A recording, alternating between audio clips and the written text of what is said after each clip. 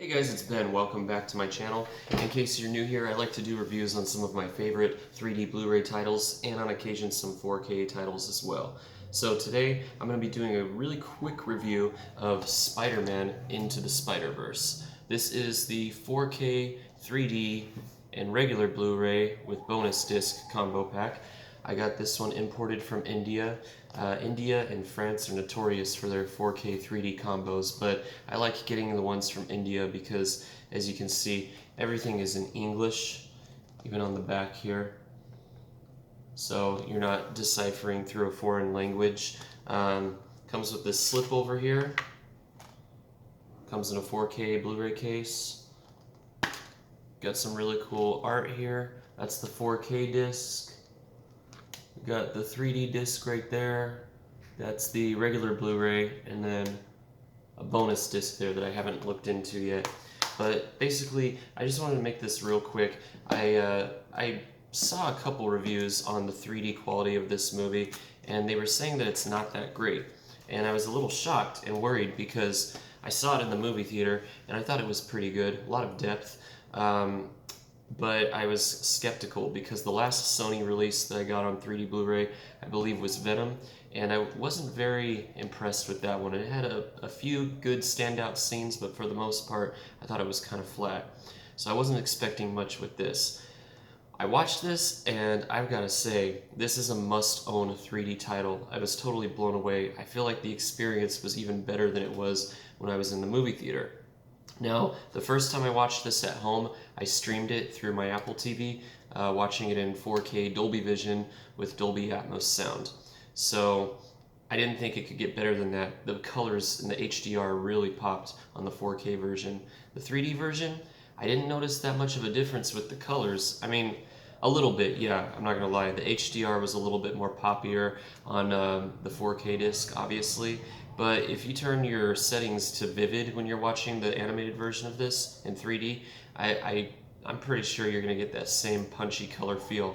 I kept it on normal. I didn't put it on vivid. I thought it looked great the way it was.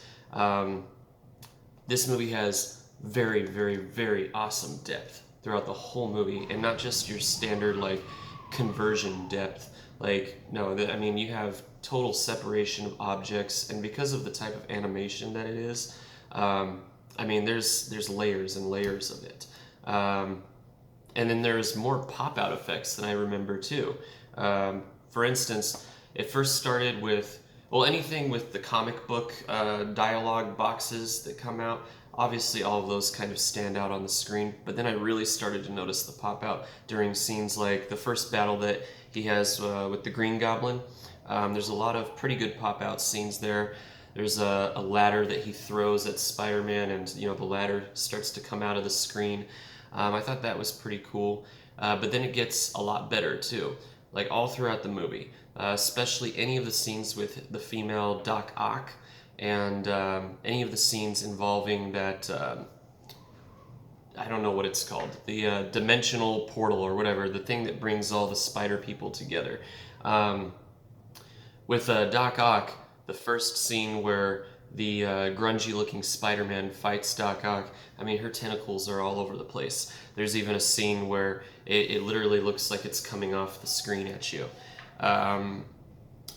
Towards the end, anytime it goes into that interdimensional type scene where there's like, I don't know, it just looks like a scene that could give somebody a seizure because of how flashy it is.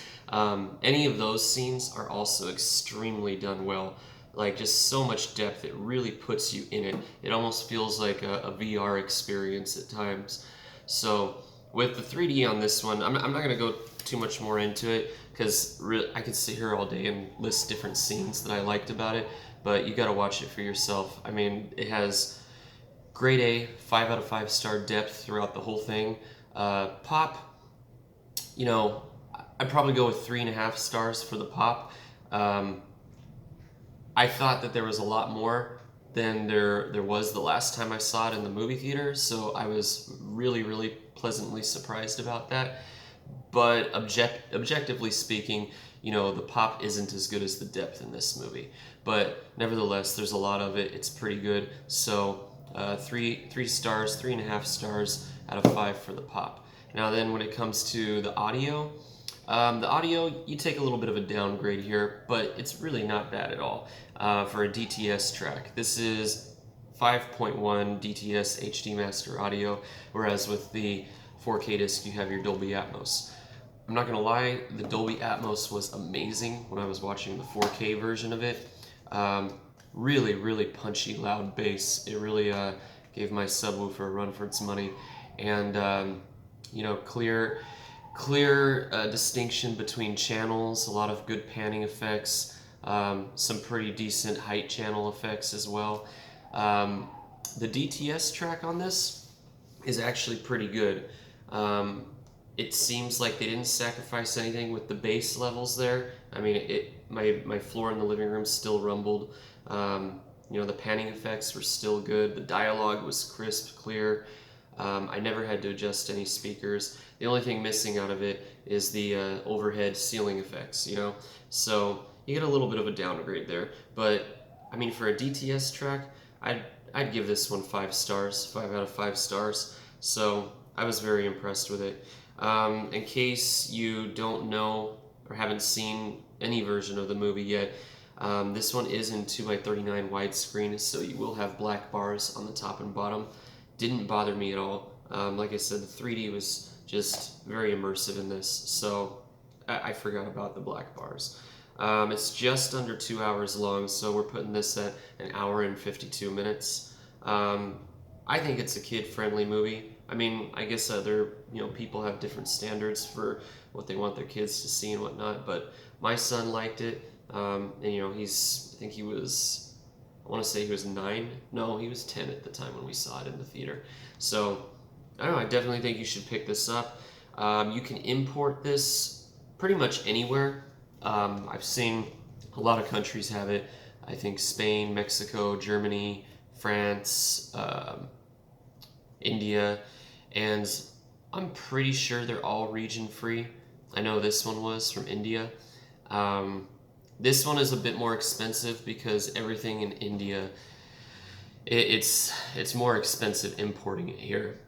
So I kind of pay a ridiculous price just to have the luxury of having a case that has all English text and everything.